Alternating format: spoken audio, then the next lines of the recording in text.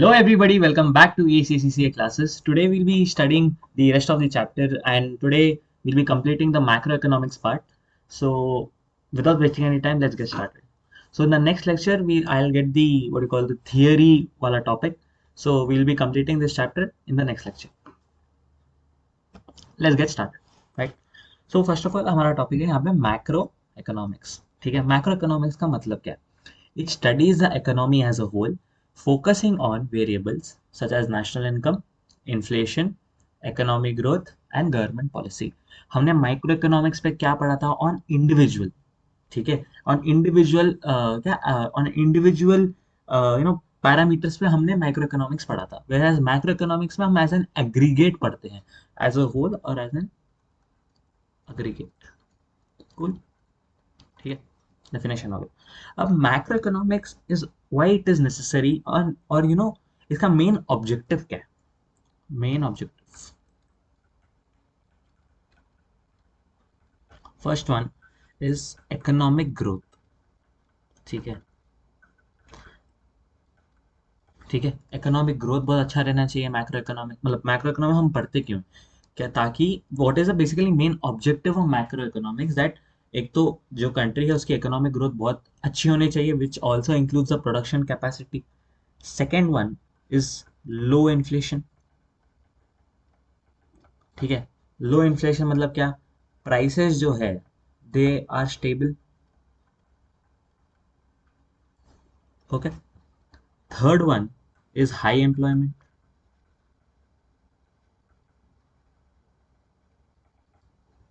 ठीक है, high employment obviously self explanatory. And fourth one is sustainable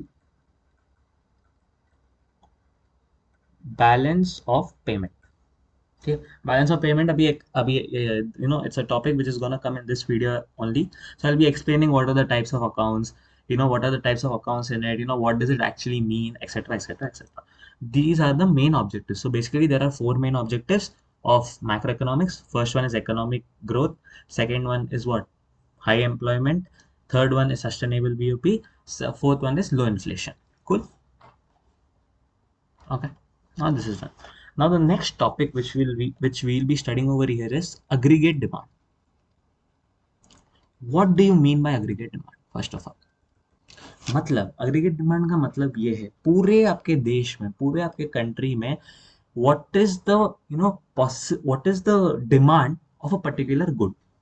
ठीक है, मतलब डिमांड क्या है एक गुड के पूरे कंट्री में. एक बार डेफिनेशन पढ़ लें. Now aggregate demand is basically the total demand for final goods and services. Now final goods पे मैं बहुत स्ट्रेस दूंगा. ठीक है, फाइनल गुड्स एंड सर्विसेज का मतलब क्या? Basically they are ready for consumption, they are not gonna go into further production. ठीक है, अंडरस्टूड. जैसे वीट फर्दर प्रोडक्शन जाता है बट जनरली राइस नहीं जाता है. जनरली राइस नहीं जाता है, राइट? सो राइस का एक फाइनल गुड है. ठीक है. Now, total demand for final goods and services at a given price and during a given period of time. ठीक है, बट ये मेन कीवर्ड है which is total demand for final goods and services. ठीक है, aggregate demand के basically there are four C plus okay there are four components. C which इसका मतलब C का मतलब क्या है? Consumption expenditure. Plus I investment by firms. Plus G government spending. Plus X minus M. X minus M का क्या मतलब है? Export minus import. ठीक है, एक्सपोर्ट मतलब जो आप गुड्स दूसरे विदेश को भेज रहे हो and again the opposite is import. ठीक है, ये है main. So first of all consumption expenditure होता क्या है? ठीक, what do you mean bye consumption expenditure? Consumption expenditure is basically the amount which households are willing to spend on goods and services. Example, purchasing anything, laptop, ACCA का course, and what else? Anything, right? कुछ भी clothes, playstations, etc, etc, etc. इसको हम consumption expenditure basically जो households are willing to purchase and are able to purchase. Okay, ये हो गया consumption expenditure. Second one is investment by firms. Okay, now हर चीज लॉजिकली देखना है, कुछ भी रट्टा नहीं मारना है. सो इन्वेस्टमेंट बाय फर्म्स का क्या मतलब है? Firms, okay, firm suppose, you know, कैसे एग्जांपल दूं मैं? फर्म सपोज ये कीबोर्ड प्रोडक्शन करता है. Now it has to purchase certain machinery for it, you no.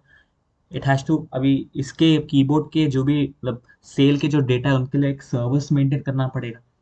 So this is called investment by firms where you are purchasing machinery, plant, property, etc. etc. etc. ठीक है, investment by firms. इसको मैं क्या लिखूं? ये है on capital goods. ठीक है, ये कैपिटल गुड्स जो फर्दर प्रोडक्शन के लिए जा सकते हैं उसको हम कैपिटल गुड्स बोलते हैं. इसका कीवर्ड ये है, एक्सप्लेनेशन मैंने आपको बोल दिया. Third one is what? Government spending.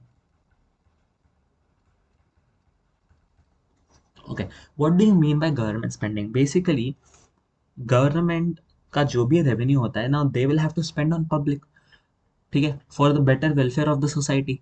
Now what will they be spending on? They'll be spending on infra, they'll be focusing on creating more jobs, they'll be better एक सोसाइटी को बहुत अच्छी कंडीशन में बना.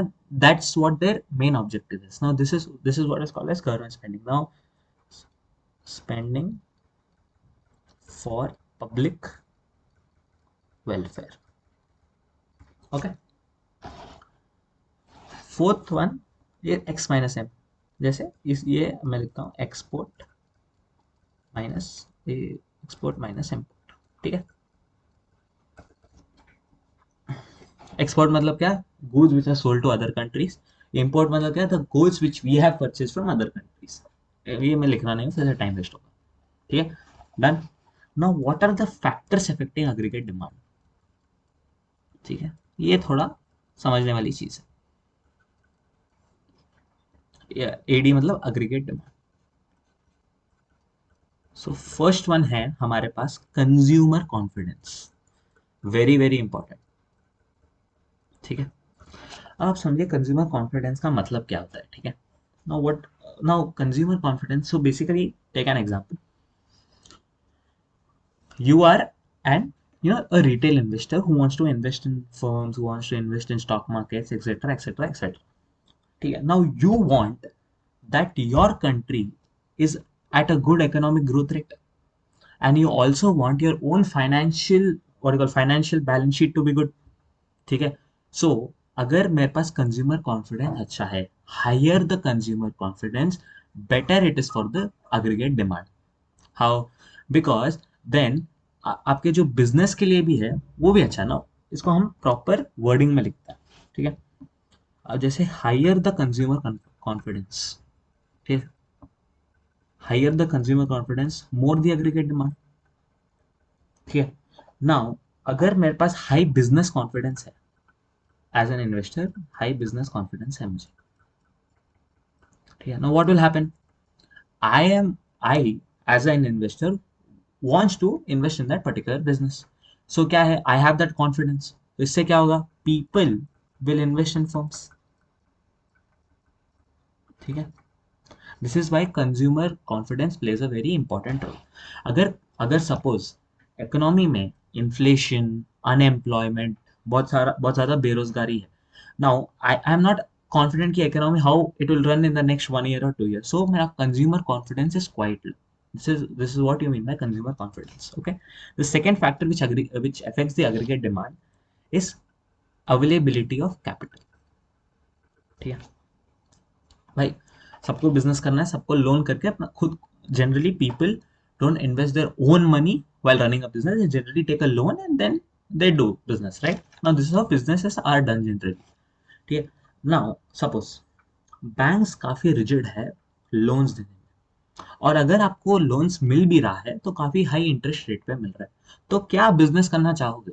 The answer is definitely no. You want greater availability of finance. First keyword, greater availability of finance and lower interest rate. Definitely, अगर ये दोनों conditions satisfied है तो क्या होगा? एग्रीगेट डिमांड ऊपर जाएगा. मतलब aggregate demand will increase in the economy. Simple. ठीक है. Second is capital. Third one is government policy. Now, how will government policy affect the aggregate demand? Simple.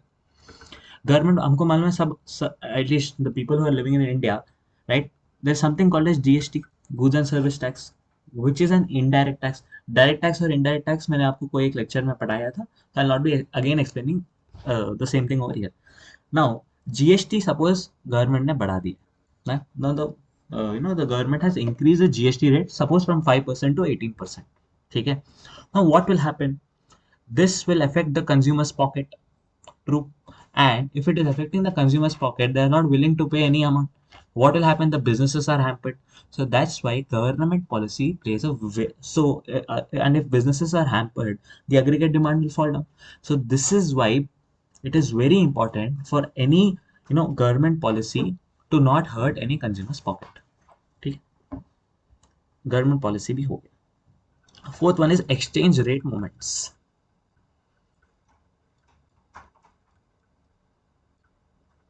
Okay. Now, what do you mean by exchange rate movements? Best example देता हूँ. Suppose, अच्छा okay. Suppose $1 is around rupees 83. ठीक है. After a certain time, $1 becomes 80. ठीक है. Now, you tell me, is it good for the country or bad for the country? ठीक है. I'll give you 5 seconds. ठीक है. समझ लिया कैसे? हम now how will you determine whether it is good for the country or bad for the country? Take a best example. Take any example which has a monetary value. Suppose मैं एक shirt producer हूँ. एक shirt की cost मेरे लिए 700 रुपये पड़ती है. ठीक है. अगर now here how many dollars will I have to pay if I convert this? I'll have to roughly pay 8.43. Here I am paying 8.75. Now tell me. ठीक है. Now जब $1.83 था, which was costing me 8.43, now it is 8.75. Now foreigners don't want my shirt. ठीक है. Why will they want? Because अभी तो उनके लिए बहुत expensive हो गया. So what will happen over here? The point I'm trying to convey over here is your exports will fall and your imports will rise. ठीक है. तो क्या होगा अगर आपके एक्सपोर्ट गिर जाते हैं और इम्पोर्ट्स बढ़ जाते हैं तो आपका अग्रीगेट डिमांड गिर जाएगा. कैसे? अगर ऐसे तो देखा जाए तो it is quite logic it should sound quite logical. But suppose हमारे पास x माइनस एम था. ठीक है. आप ये फॉर्मूला लगा के भी बोल सकते हो. अगर मेरा x वैल्यू कम है और मेरा m वैल्यू ज्यादा है तो ऑब्वियसली ये नेगेटिव वैल्यू आएगा. नेगेटिव वैल्यू मतलब क्या? अग्रीगेट डिमांड कम हो रहा है. ठीक है. द लास्ट फैक्टर क्या हो गया? The last factor which affect aggregate demand is use of resources. Use of resources like example tech का example AI. businesses suppose suppose एक एजुकेशन बिजनेस है, उसको एक पीपीटीज बनाना है. नाउ पहले before pre COVID now you will have to appoint somebody to make those PPTs. Now it was not cost efficient. When you compare it now with artificial intelligence, then back it was not cost efficient, not time efficient. But now with the rise of artificial intelligence, now you can see that PPTs are made very much easier. You don't have to employ a person to take care of your PPTs. Example. So agar AI, agar what I'm trying to convey is if better tech comes, aggregate demand will increase. Cool. That's it. Now we have to study effect of key economic issues.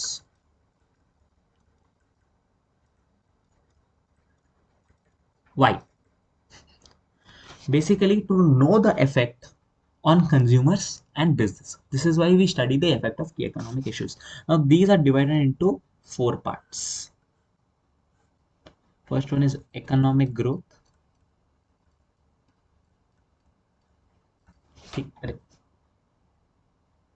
Economic growth, inflation, unemployment, and BOP, balance of payment. ठीक, BOP का full form है balance of payment. Now first हम economic growth पे जाते हैं।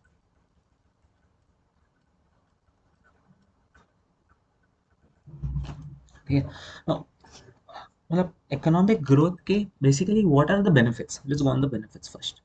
ठीक है, benefits, economic growth अच्छा है इसका मतलब क्या हो रहा है, more jobs are being created.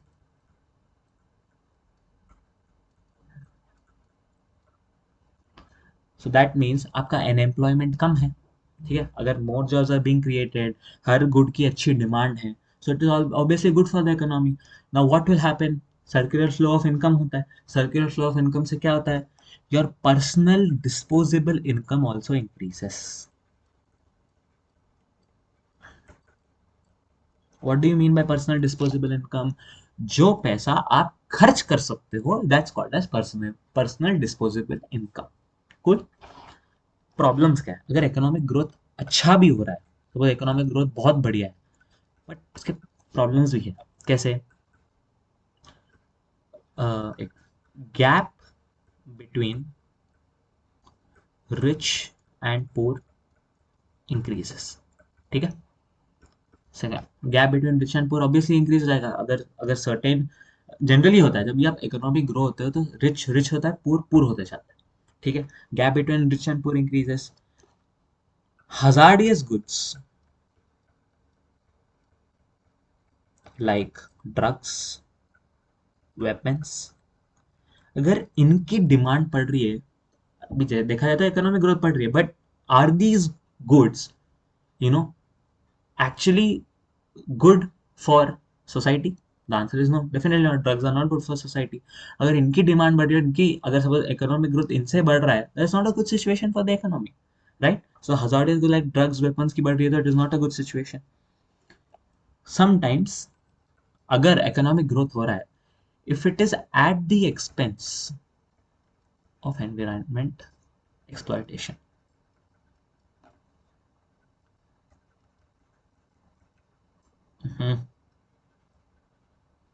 ठीक है, this is also not good. ठीक है, इकोनॉमिक ग्रोथ हो गया। Second is inflation. इन्फ्लेशन का मतलब क्या, वी नो प्राइस बढ़ना is called as inflation. The price getting increased over a certain period of time is called as inflation. Now how is inflation bad, इसमें थोड़ा deeper घुसना है हमको। ठीक है, how is inflation bad for the economy. Inflation है, ठीक है, इसका मतलब क्या है, कंज्यूमर्स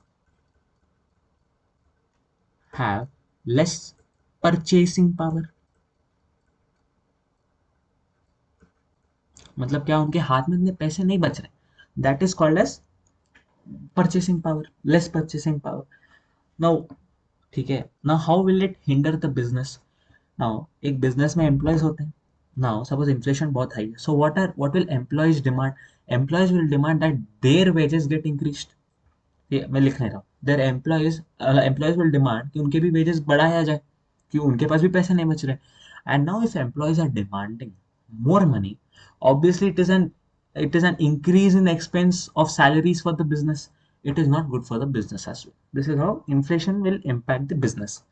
थर्ड क्या है, कैसे इम्पैक्ट करेगा बिजनेस को, आपके रॉ मटेरियल के कॉस्ट बढ़ जाते हैं, आपको महंगा सामान बेचना पड़ेगा at the end of the day market में। So what will happen, again consumers आपके प्रोडक्ट को लेस लेंगे, इसलिए इन्फ्लेशन इज सो एक तो एम्प्लॉयज,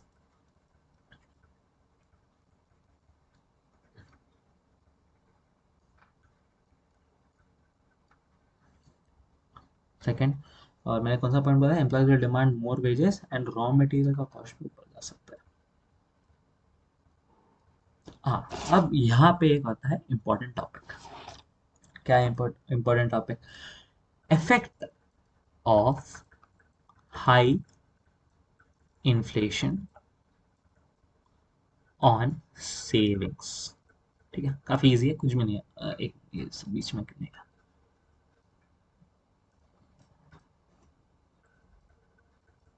ठीक है, ये फिर से बीच में नहीं डाला था मैं, है हाँ, ओके सॉरी गाइस, सॉरी। ठीक है, now what is the effect of high inflation on savings, now this can again be divided up. The main problem जो मुझे लगता है बिजनेस एंड टेक्नोलॉजी में इसमें बहुत सब पॉइंट्स आते हैं. Okay, you'll have to remember a lot of sub points. This is where it gets irritating a lot. But अब पढ़ना है तो पढ़ना है, इसी से पास करना है तो you'll have to study. Again, let's get back to the topic. ठीक है. Now, now what is the effect of inflation on savings? एक आता है हमारा ट्रांजैक्शन मोटिव, एक होता है speculative motive.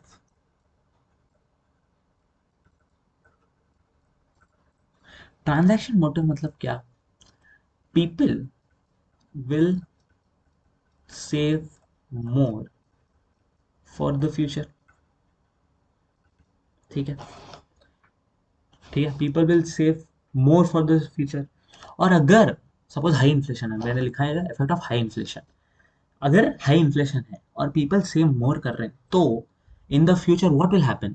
The amount which you have saved in your bank account will not have the same value as it is going to be in the future. What does that mean? It means your purchasing power will become less. So मतलब कैसे होगा? So people at this stage will spend more.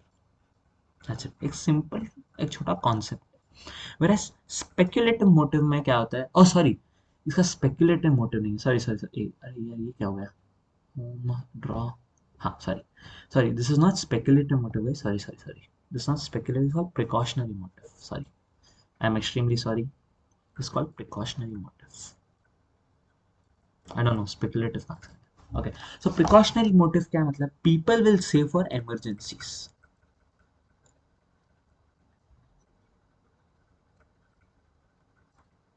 ठीक है. People will save for emergencies. Example. Suppose हम, we as normal people, we do save for our future, for any of our hospital bills, etc etc etc. Now even if high inflation prevails, you will actually save more, because these funds are going to be, you know put into use when there is an emergency. हमारे finance के language में this is also called as an emergency fund. ठीक है. Tag inflation एक छोटा concept है. I will tell you to study from the text book. It's nothing. It will not be tested in your exam. Probably एक बार, probably just read a definition and go, nothing else. ठीक है. हाँ. हमने क्या क्या cover कर लिया यहाँ पे? हमने इकोनॉमिक ग्रोथ कवर कर लिया है, हमने इन्फ्लेशन कवर कर लिया. Third one is unemployment and balance of payment. ठीक है. अनएम्प्लॉयमेंट, भाई बेरोजगारी बहुत बड़ी प्रॉब्लम इंडिया में, तो बहुत बड़ी प्रॉब्लम. ठीक है. अभी ठीक है, अनएम्प्लॉयमेंट के पहले नेगेटिव्स ही बात कर लेते हैं. नेगेटिव्स तो सबको मालूम है क्या है. ठीक है. एक तो बेसिक है कि लोग के पास पैसा नहीं रहेगा तो क्या पॉवर्टी होगी. पॉवर्टी होगी. ठीक है, ये तो बेसिक है. बट जब अनएम्प्लॉयमेंट होता है, government is also impacted. How? It leads to loss of revenue. भाई पॉवर्टी है, they are not spending goods on services, government is not able to collect it through indirect tax. ठीक है. सो क्या है? Loss of income for the government है. Negatives तो है, obviously unemployment itself is a negative word, so you definitely know the negative. भाई बेरोजगारी के फायदे भी होते हैं. बेरोजगारी के कैसे फायदे होते हैं और किसके लिए फायदे होते हैं? बिजनेस के लिए होते हैं. बिजनेस के लिए कैसे होते हैं? एम्प्लॉयज ढूंढना आसान हो जाता है. ठीक है. Employees it is easier to find employees. ठीक है. एंड लो वेजेस के लिए आ जाएंगे, because they already know they don't have any alternative work. So businesses will give low wages and retain them. Definitely unemployment के फायदे भी होते हैं. ठीक है. फायदे है कंज्यूम जो, हाँ, जो बेरोजगार पीपल उस पे नहीं, but for the business it is very beneficial. ठीक है. अनएम्प्लॉयमेंट हो गया. Fourth one is balance of payment. अब जो मैं आपको बोल रहा था वो इधर आ चुका है. बैलेंस ऑफ पेमेंट का मैं पूरा डेफिनेशन फिर से टाइम वेस्ट होगा, मैं आपको ऐसा बोलता हूँ और आप लिख लीजिए अपने बुक में. Now what do you mean by balance of payment? Balance of payment records all financial transactions which are made. I repeat, it records all financial transactions which are made between individuals, businesses, and with foreign consumers and organizations. Okay, again I repeat. Balance of payment records all financial transactions which are made between individuals, businesses, and its government with with foreign consumers and organizations. कोई balance of payment समझ BOP के basically हमारे ACC के Kaplan text book में there are three kinds of accounts which has shown, but I feel the two accounts are mainly important because जो third account है उसके बारे में कुछ एक्सप्लेनेशन ही नहीं दिया हुआ है. It has just written something in brackets. So balance of payment में what do you have? Balance of payment में you have capital account, something called, okay, first I write current account and then capital account. Yeah. What do you mean by current account? It basically records export and imports of goods and services. ठीक है. अगर आपका import is more than export, अच्छा ऐसे नहीं ना, ये x minus m से सिखाया था मैंने. अगर आपका, हाँ, अगर export basically export minus import होता था, if your imports are more than your exports, what will happen? Trade deficit होता है. और यही आपका अगर exports are more than imports then trade surplus होगा. This is a terminology which is used. Current account हो गया. कैपिटल अकाउंट क्या होता है basically? It basically records all transactions related to changes in foreign assets and liabilities of a country. Example, FDI, foreign direct investment. ठीक है, मैं definition नहीं लिख रहा हूँ, बहुत टाइम वेस्ट हो जाएगा. मैं अगेन फिर से रिपीट कर दूंगा. Records all transactions related to changes in foreign assets and liabilities of a country including foreign investment and loans. This is the definition. ठीक है, हो गया. We are done with the what are the effect of key economic issues. Now, how can government achieve these key economic issues? How will basically government achieve good economic growth rate, low unemployment, low inflation, sustainable balance of payment? How will the government achieve? How will government achieve? Is the next question. Question. Okay. एक होता है हमारे, again this is divided into two parts. One is fiscal policy. The another one is monetary policy. What do you mean by fiscal policy? मतलब government का taxation and spending. ठीक है. What do you mean bye monetary policy? Circulation of money supply.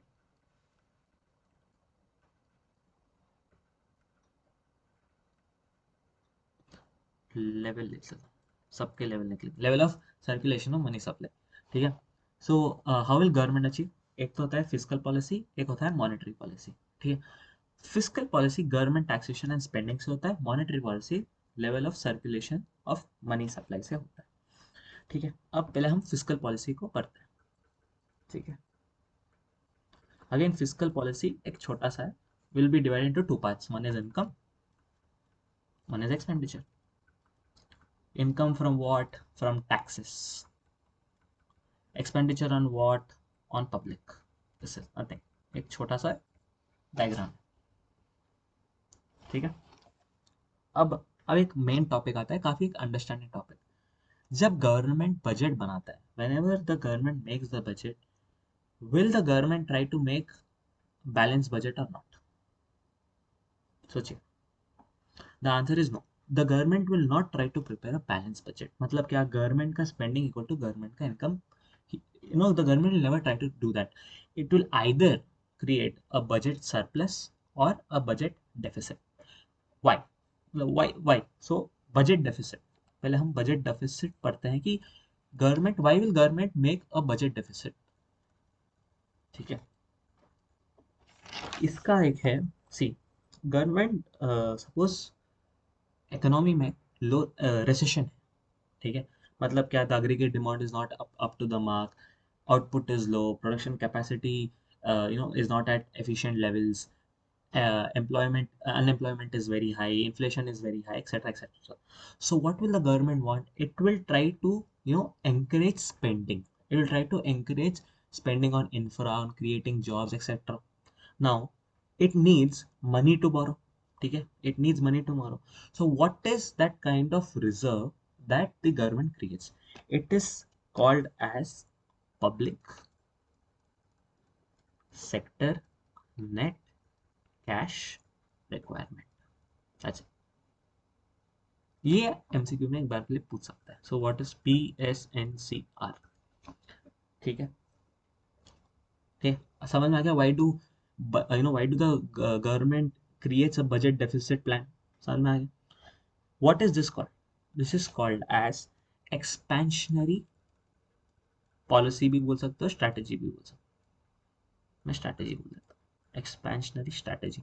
Why expansionary strategy क्यों बोलते हैं? Because it leads to increase in money supply. ठीक है, ठीक है। और and when is budget deficit use? मैंने तो आपको एग्जांपल दे दिया, but what is the terminology which you should know? It is use during deflationary gap.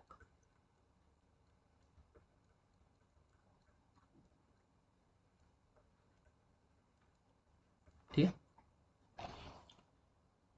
Budget deficit हो गया। एक मिनट यार, बजट। अब बजट सरप्लस गवर्नमेंट क्यों बनेगी? ठीक है, ये हमको पढ़ना है। ठीक है, क्यों बनाएगी? First reason is to reduce the public debt. ठीक है, second one is build savings. Suppose आपको, सपोज यू नो कुछ सडन कारण की वजह से economy is again going to the recession period. If you have savings, you can again spend it on creating more jobs, creating more infra, etc., etc. Then you will not need this public sector net cash requirement. This is why budget surplus is very important. It will help you to build, it will help the government to build savings which can be used during the emergencies. ठीक है, what is it called? It's called contractionary strategy or policy, जो भी है। Why am I saying this? Because it decreases the money supply used during inflation gaps. ये difference आपको मालूम, ये जो कब डिफ्लेशनरी बजट डेफिसिट में आता है या बजट सरप्लस में आता है, यू शुड नो दिस। ठीक है, ओके, ये भी हो गया। नाउ ओके, हमने we are so this comes under the budget deficit, budget surplus comes under the fiscal policy. Now we have to do what is monetary policy. Monetary policy मतलब basically what is the level of what no what is the amount of money circulation in the economy, money supply in the economy. Now how, now the fiscal policy is generally controlled by the government of that particular country. जैसे India में the government of India will control the fiscal policy, whereas monetary policy के लिए who controls monetary policy? RBI, reserve bank of India controls the monetary policy. Now how will it control the monetary policy? Let's get back. First one is interest rate. ठीक है, interest, first one is interest rate. Suppose RBI, ठीक है ना, R okay, first I write the पूरे जो भी factors है। एक होता है इंटरेस्ट रेट, एक होता है ओपन मार्केट ऑपरेशंस। ठीक है, एक मिनट यार, ओपन मार्केट ऑपरेशन है, and second third one is reserve requirements.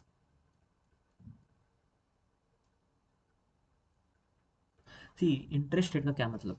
Now जो आरबीआई है, it will give money to commercial banks, and therefore commercial banks will give to the public.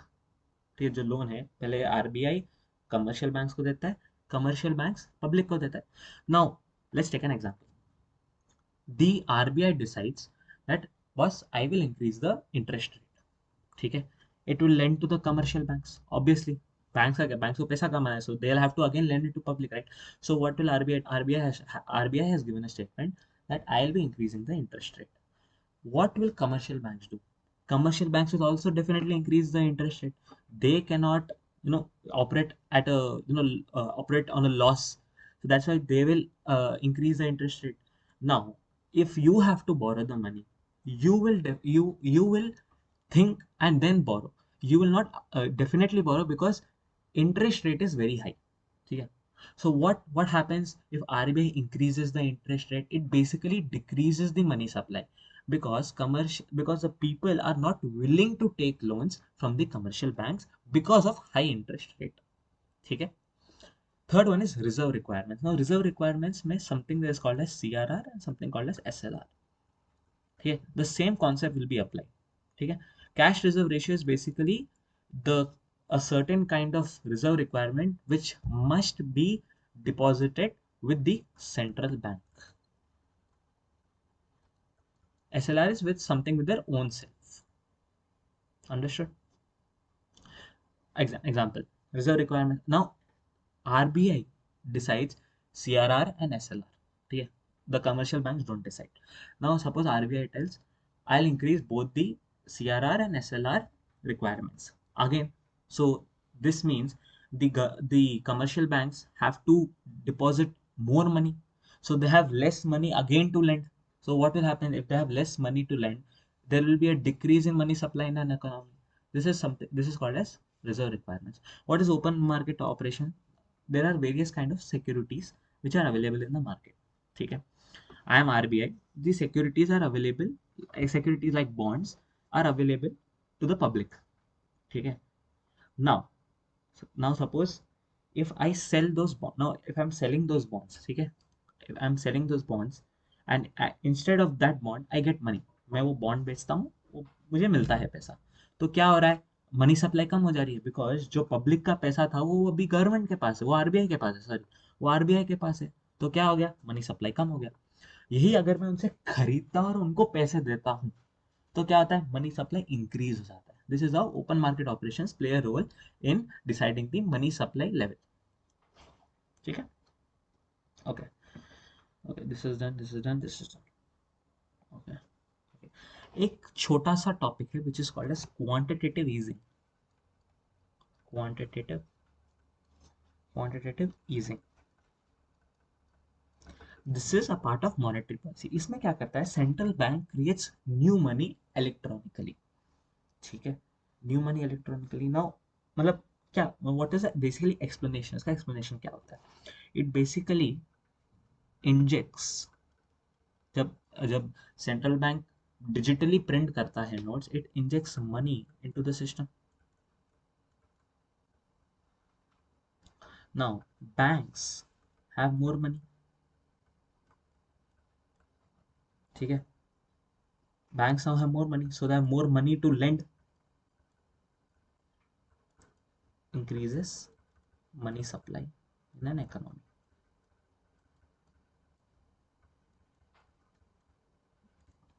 Okay.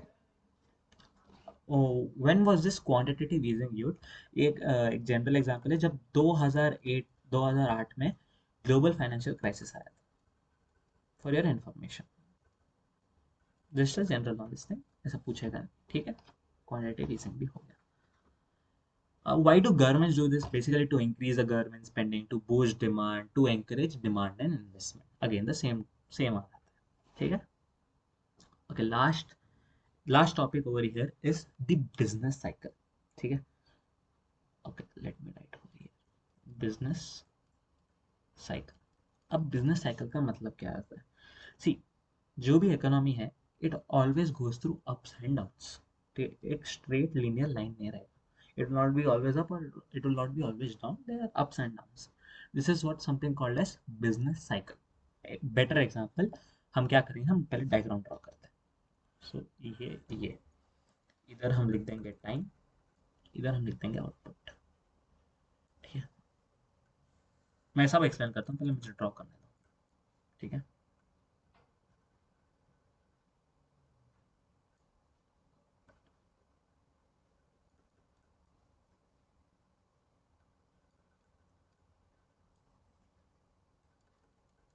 एक minute, इधर नहीं लिखना, इधर लिख देना एक्सपेंशन. ये पार्ट एक्सपेंशन होता है. ठीक है, ये पार्ट. ठीक है, पीक. अंडरस्टूड. ये बिजनेस साइकिल का हो गया. एक मिनट, ये अगर आपको ये डायग्राम, मेरे हैंड राइटिंग बहुत गंदी है, sorry, but if you want, जैसे आई हैव एक्सप्लेन्ड एवरीथिंग. अब ये trade cycle, I don't know, last में I didn't see this topic, इसलिए मैं लास्ट में एक्सप्लेन कर रहा हूँ. सो ट्रेड, सो ये है डायग्राम. ठीक है, समझ में आ रहा है आप? ठीक है, समझ में आ रहा है. ठीक है, ये ज़्यादा बेटर दिख रहा है, अच्छा भी दिख रहा है दिखने में. मैंने जो ड्रॉ करा वो क्या ही था. ठीक है. नाउ ये जो आप ट्रेंड लाइन देखते हो, again I will go back to my notes. ठीक है, you see this trend line. Now what does this indicate? It basically indicates the long term growth of the economy. ठीक है, even अब जैसे ups and downs होता है, जो trend line बोलता है, अगर जितने भी अप्स एंड डाउन्स रहने दो, over a period of time economy will grow. Let it be even 1%, 2%, 3%, 4%, 50%. But over a period of time, economy will grow. This is what this trend line indicates. ठीक है. And what does this wavy line indicates? It basically indicates, ये जो wavy आपको दिख रहा है ना, ये करण औजला का गाना याद आ गया, माहौल पूरा wavy. Never mind. So ये जो wavy line है, ठीक है, इसको हम बोलते हैं बिजनेस साइकिल. ठीक है. The business cycle, it goes through certain stages. Let me explain you through certain stages. Now what is this through? ठीक है. इसका मतलब क्या है? It is the worst phase of an economy or of a business or for anything. Worst phase. ठीक है. Is the worst phase. My worst phase का मतलब क्या है? इधर लो आउटपुट रहेगा, हाई अनएम्प्लॉयमेंट रहेगा, डिमांड कम रहेगी, etcetera etcetera etcetera. This is the worst phase of an economy or of a business. Now there is something called as this line. This, ये दिख रहा है आपको, ये expansion line. ये what do, अरे, हाँ, sorry. What do you mean by expansion? Expansion. Now the समझिए, the economy has gone through this phase, the through phase. ठीक है. Now what will happen after the bad phase? आपका थोड़ा अच्छा period तो आएगा, सबका अच्छा पीरियड आता है एक बुरा टाइम के बाद. तो एक्सपेंशन का क्या मतलब है? Economy starts to recover. अब मैंने जो भी आपको ये फैक्टर्स पढ़ाए, जैसे आउटपुट, अनएम्प्लॉयमेंट, डिमांड, ये ना बेटर होते जाते हैं एक्सपेंशन फेज में. ठीक है. इसका नेक्स्ट फेज क्या आता है? Peak phase. पीक फेज पे सब बढ़िया होता है, बेस्ट फेज. ठीक है. इसमें सब होता है, एम्प्लॉयमेंट अच्छा होता है, economy is producing at its maximum capacity, people have more income to spend, hence that disposable income is very high, etcetera etcetera etcetera. इसके बाद आता है रिसेशन. सिंपल. ठीक है. रिसेशन का क्या मतलब है? आफ्टर द पीक रिसेशन आता है. तो इसमें क्या हो जाएगा? डिमांड कम हो जाएगी. ठीक है. इकोनॉमी सेटल होने पे आएगा. ठीक है. फर्म क्या करेगी? It reduces production. धीरे धीरे अनएम्प्लॉयमेंट बढ़ेगा. कुल समझ में आ गया? ये इधर से आप बेटर देखिए. ठीक है. ये यस. ओके. ठीक है. So that's it guys. We are done with this part. Now next lecture में we will be doing the theories, economic policy. So this is also done. We'll be doing, हाँ, 1 minute, sorry guys, time लग रहा है. हाँ, economic theories, yes I was correct. So जैसे इधर देखो, quantitative easing है, सिंपल है, कुछ भी नहीं है. सो इधर we'll be doing the next economic theories in the next lecture. Thank you. Please subscribe to this channel. I'll be getting more lectures. See you. Bye bye.